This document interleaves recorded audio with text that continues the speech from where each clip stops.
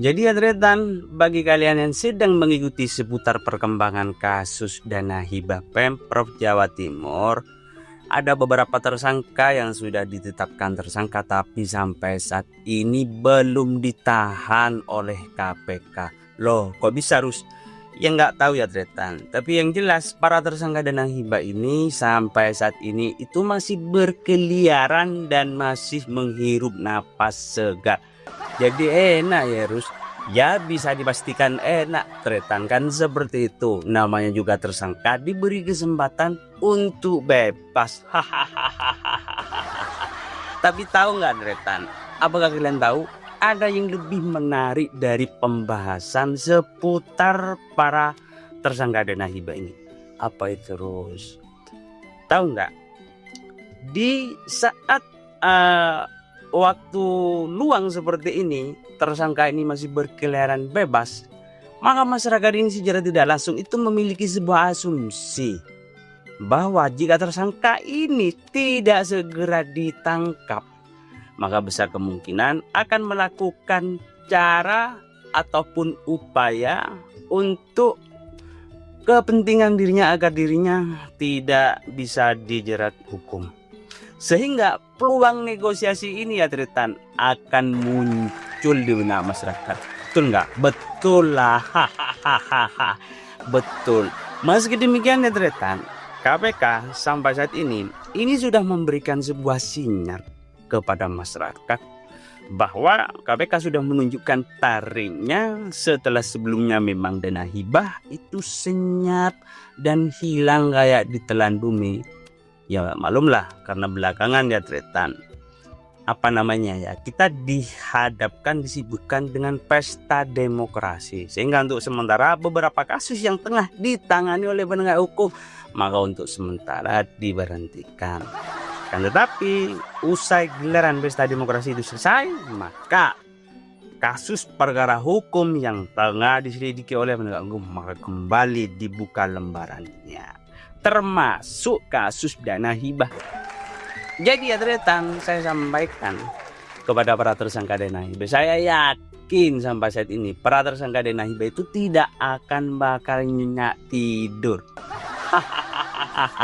Kalian tidak akan bakal nyenyak tidur Tretan, karena bisa jadi dalam waktu dekat kalian akan dikirimkan surat cinta dari KPK.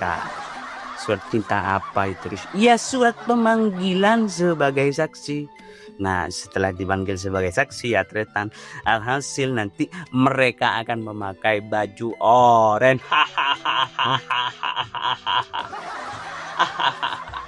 Ya harus berani bertanggung jawab lah, kan seperti itu.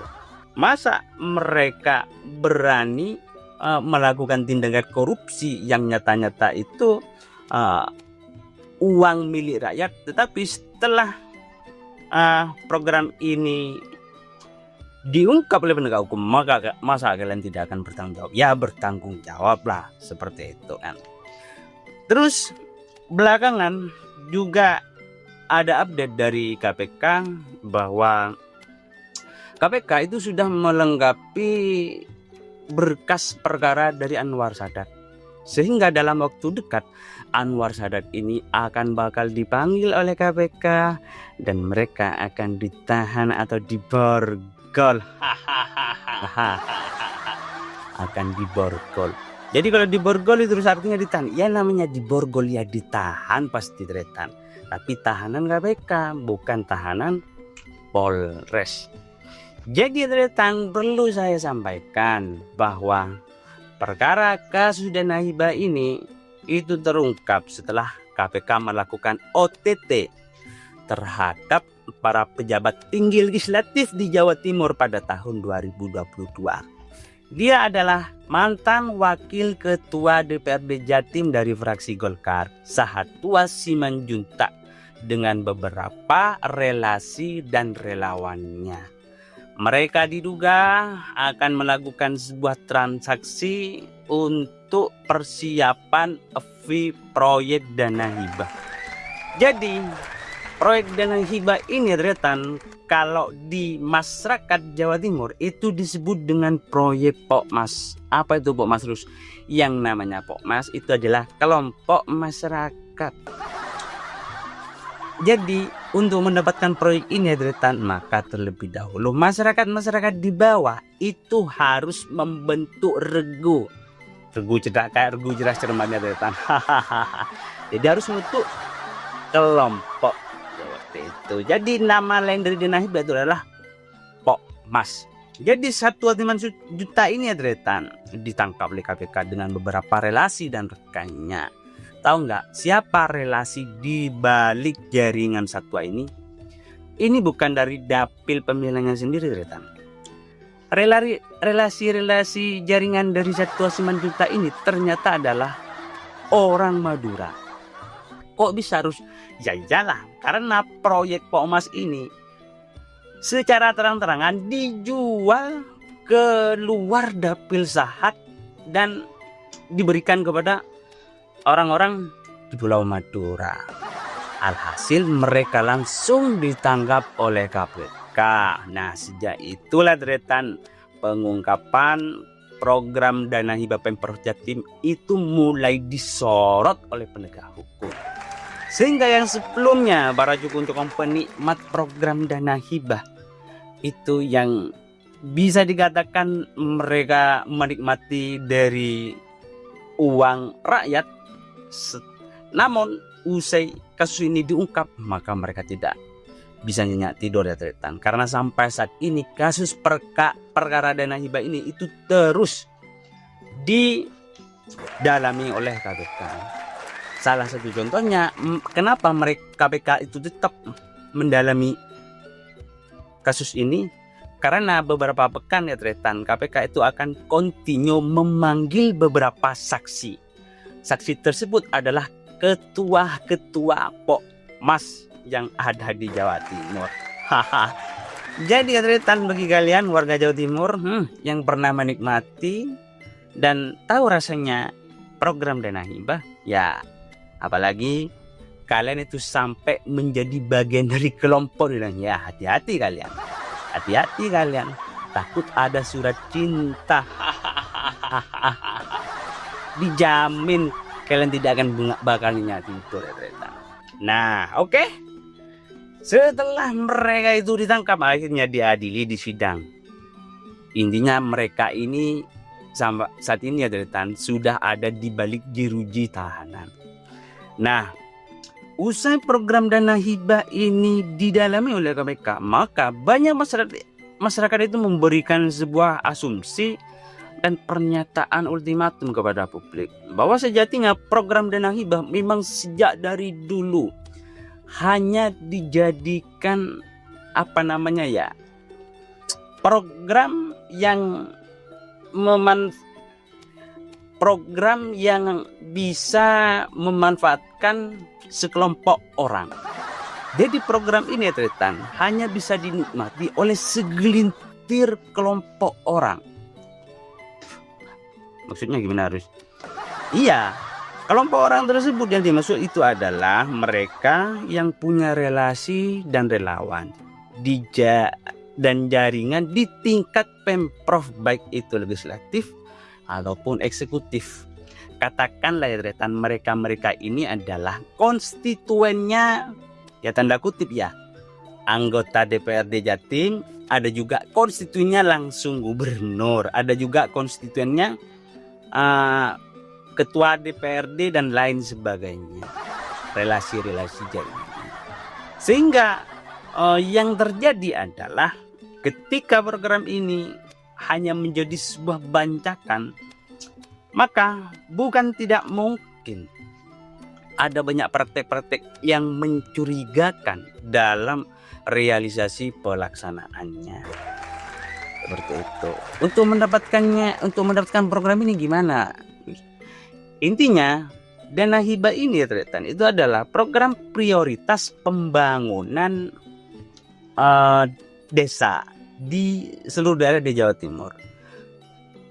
Program tersebut itu berupa peningkatan infrastruktur seperti jalan, pengaspalan, dan pelengsengan. Seperti itu. Anggarannya bervariasi Dretan. Setiap satu proyek itu beda-beda anggarannya. Tetapi kalau kita amati di lapangan, satu proyek Pokmas itu ada yang harganya 100 juta, ada yang 200 juta. Ya bervariasi Tretan. Ada yang pelengsengan, ada yang juga pengaspalan. Kalau 200 juta Tretan, fee-nya itu berapa ya? 30 apa 40? Intinya ini main fee Tretan.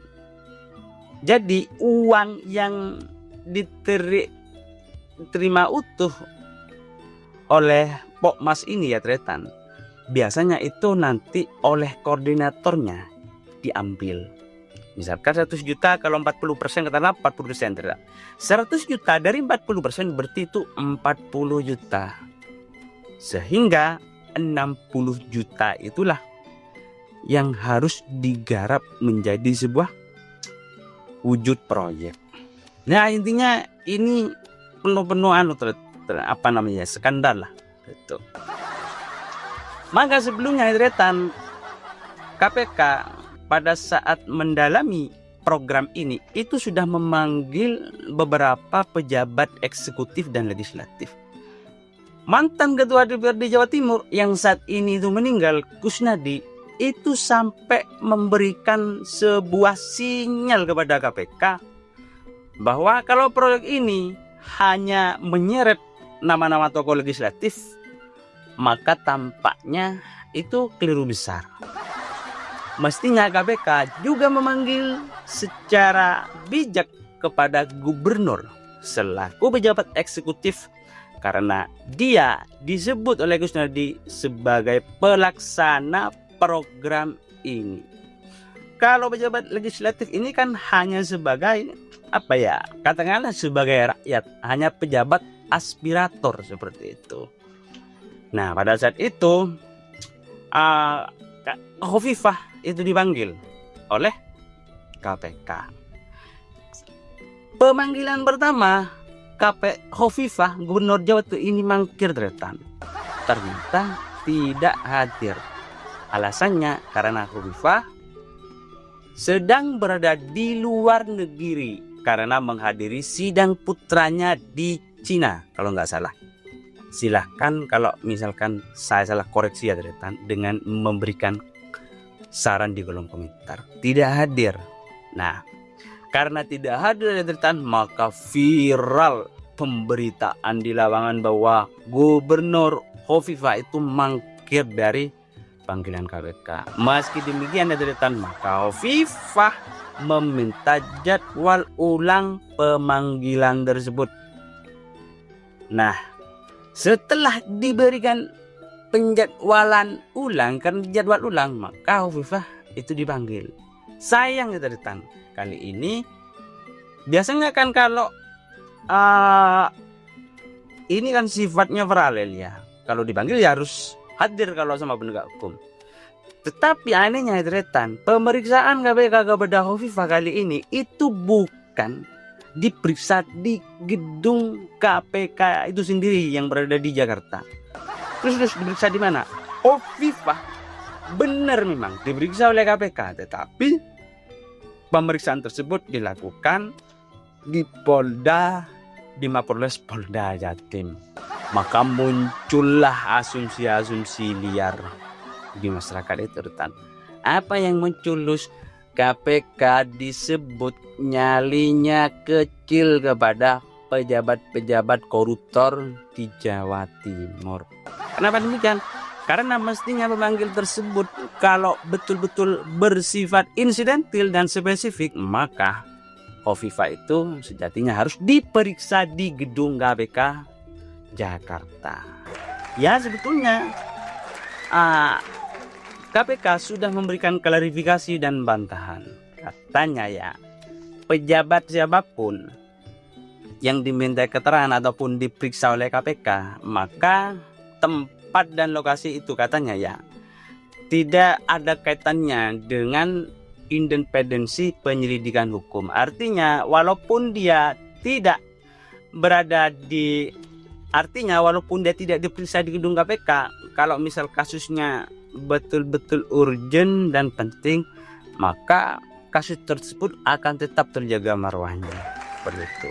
Ya nggak tahu apakah ini hanya bentuk sebuah ya